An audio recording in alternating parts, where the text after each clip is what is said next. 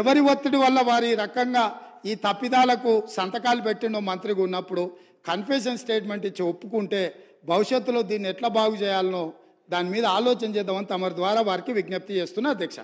8 ఏళ్లు 2007లో కొబ్బరికాయ కొట్టి 2014 దాకా కనీసం మహారాష్ట్రతో అగ్రిమెంట్ చేయకుండా తెలంగాణను నిర్లక్ష్యం చేసినందుకు ఈ కాంగ్రెస్ పార్టీ నాయకులకు క్షమాపణ చెప్పాలి.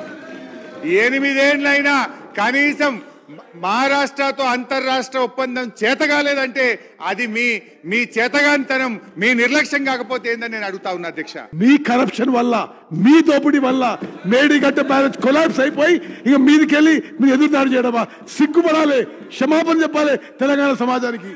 అఫ్ కోర్స్ ముఖ్యమంత్రి గారు ధోరణి అయితే ఎట్లుందంటే ఆయన ఆ మధ్య స్టేట్మెంట్ ఇచ్చారు సీఎం గారు, కేసీఆర్ గారి ఆనవాళ్లు లేకుండా చేస్తా అంటే ఆయన చేసిన మంచి పనులు ఏవి రేపు ప్రజలు గుర్తుంచుకోకుండా చేస్తా అనేటువంటి ఒక దాంతో ఆయన డిసైడ్ అయి ఉన్నాడు.